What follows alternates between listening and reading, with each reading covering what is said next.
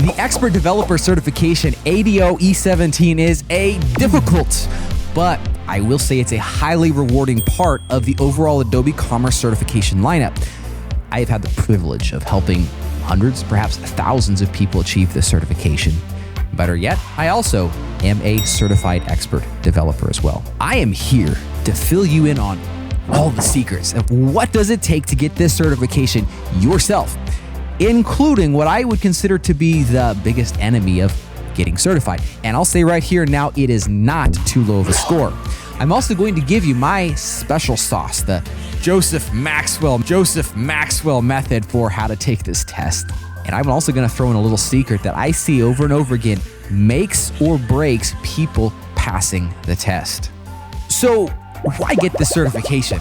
You and I know you're probably really good at Adobe Commerce. Here's the thing.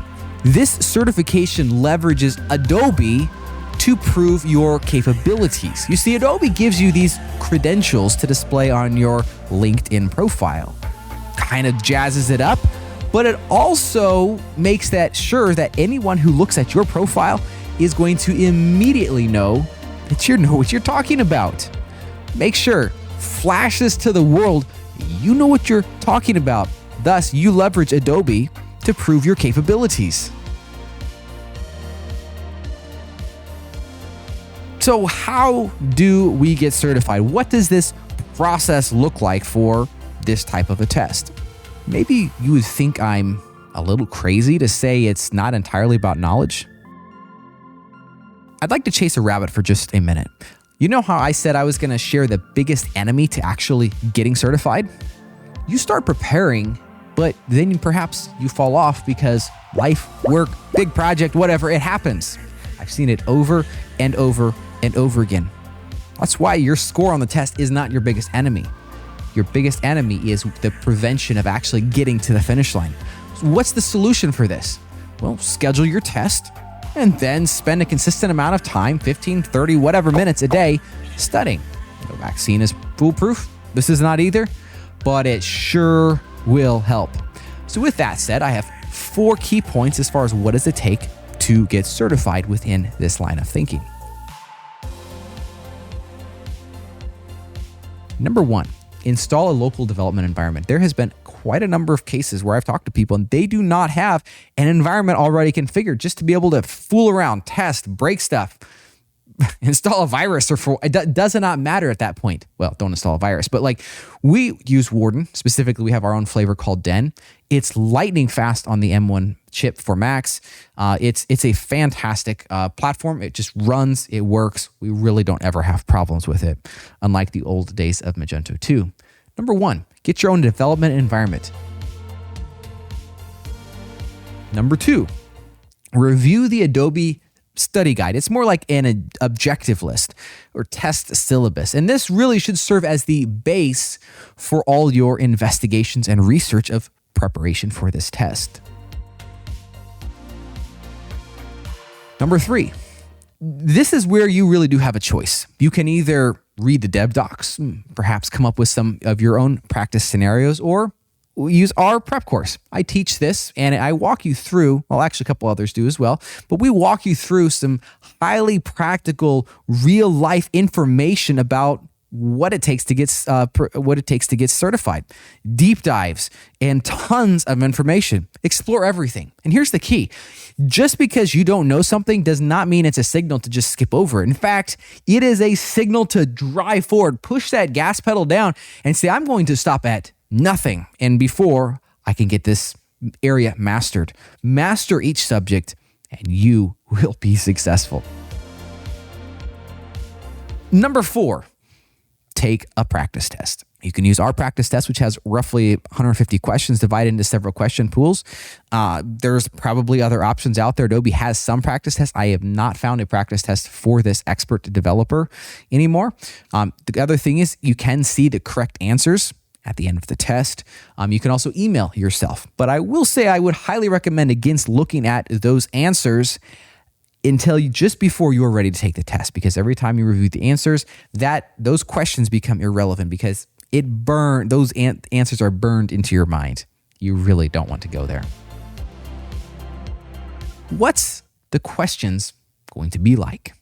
Now that I've given you a picture as far as how to prepare for this test, a very critical part of this is understanding what type of questions are on the test. Well, I'll tell you, they're easy. No, they're not easy. I'd be kidding. I'd be lying if I said that. Questions are going to be scenario-based. Scenario is basically giving you a short story, and then it's going to provide a question and then some answers below that. Now, I wish I could say this story was entertaining or pleasurable. It's not in the slightest. Let's look at a quick question answer here. The answer does not matter in this case, but I just want to give you a small example of what this looks like, actually from one of our practice tests, and you can kind of get a feeling for some of the complexity that is inherent with taking these tests. Check this out. You are debugging a problem in a cron script. You think the problem is related to cron script execution time. How does Magento react when it has a scheduled job, but a previous instance of the job is still running? And here we have 4 different answers. Now, in your case, taking the test, there might be three choices. There might be checkboxes with 4 or 5 options where you select 2 or 3 correct answers. And by the way, if you select 1 correct answer and have 1 incorrect answer, the whole answer is marked as incorrect, by the way. But this is the type of questions that you will be running into. It's going to be a short story. In fact, the story is maybe this long, but sometimes it'll be longer.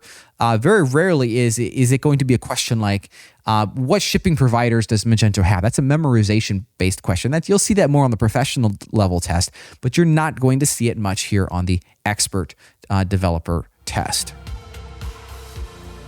You know how I said that I was going to give you a trick which could really make or break your ability to pass the test. We spend perhaps all day, every day, working with our clients. We can ask questions and ultimately sometimes we're going to make some assumptions. But I have found, ironically, that these skills are what you might say even detrimental to taking tests. You see, when we take a test, we must read the question word for word. And here's the problem. Do not assume it meant this or that. Don't think that it forgot to say this. And here's the way it often goes.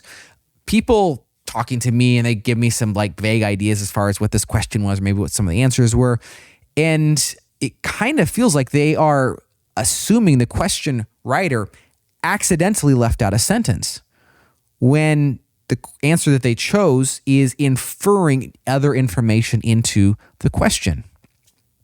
Don't read it like that. Put your job where your job is and go take the test, understanding exactly what the question is saying, nothing more and nothing less.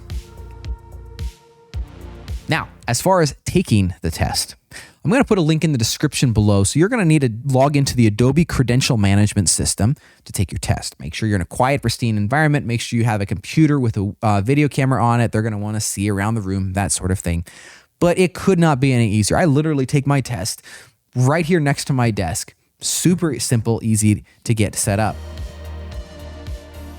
Now, I told you we're going to talk about this fancy Joseph Maxwell methodology to taking tests. I can break it down in this way. There are 3 rounds to taking the test.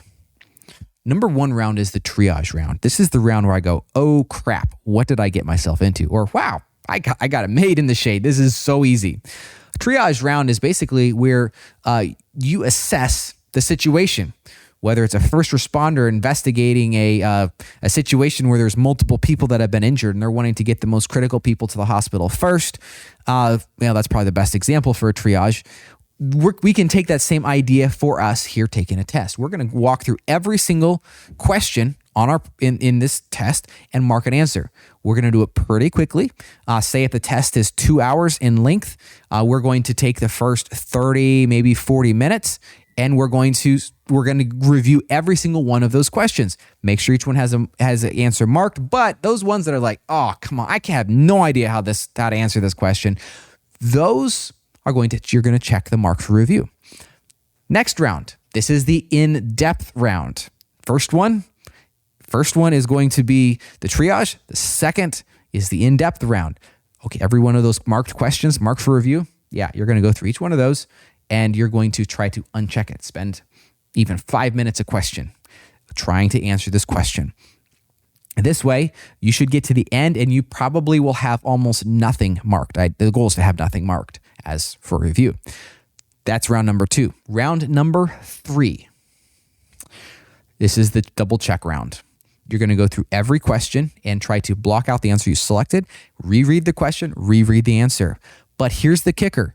Do not change an answer unless you are sure as whatever 4-letter word you want to put in there that you absolutely know there was something you missed on the first read through. Maybe there was one word you missed and that changes the whole answer. And I've had that plenty of times. Me personally, I generally change 2 or 3 questions, but I have a really good reason to do that. It's not like I'm just like, oh, well, I kind of think it's going to be this answer. Generally speaking, your first answer is correct unless you found you missed something. That's the 3rd round. So let's review.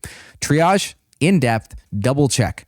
You take the test in 3 different rounds and you will have it made in the shape. It prevents the test from getting in the way of you actually being able to take it or be able to pass. If your knowledge is not up to par, well, that's not something that a test-taking methodology will be able to help you with. But at least it prevents the technicalities of taking the test from impeding your overall score. So there you go. You are now 100% equipped to place this beautiful expert developer certification right there on your LinkedIn profile. You can do it. It's within reach. Yeah, I'm not going to say it's easy. That'd be lying. It's going to be difficult, but you can do it. All the methodology is right there, right in front of you.